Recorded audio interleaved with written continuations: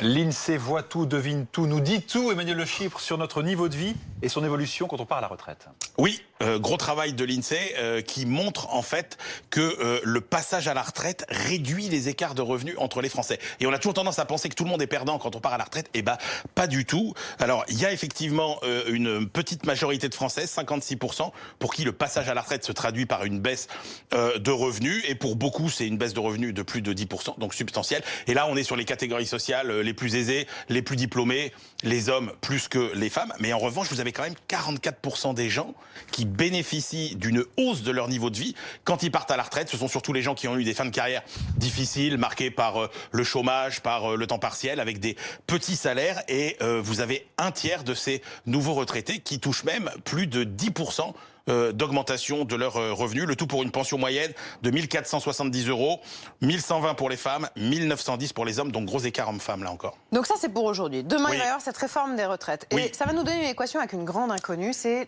la valeur du point. Ah le oui, fameux alors. point. Ah oui. Alors on revient pas sur le débat gagnant-perdant par catégorie sociale, mais effectivement, ce qui sera déterminant, c'est combien va valoir ce fameux point au moment de partir à la retraite, point qu'on aura acheté durant toute sa carrière. Alors, il y avait eu un principe assez simple qui avait été édicté par Édouard Philippe dans sa grande conférence, c'était de dire on n'indexera pas sur l'inflation, mais sur les salaires. Jusque-là, tout était clair, sauf que dans le projet de loi de réforme sur les retraites, l'article 9 évoque une indexation sur le revenu d'activité moyen par tête. Et là, vous disiez que l'INSEE savait tout, voyait tout, sauf que là, l'INSEE, ils n'ont pas en stock cette statistique du revenu d'activité moyen par tête. Donc, il va falloir se mettre au boulot du côté de l'INSEE. Ça va faire des gros écarts? Eh ben, alors, on sait déjà que, par exemple, les salaires augmentent plus vite que l'inflation. Donc, l'idée de dire on indexe sur les salaires plus que sur l'inflation, c'est vraiment une bonne nouvelle. Ça peut aller jusqu'à 0,5 points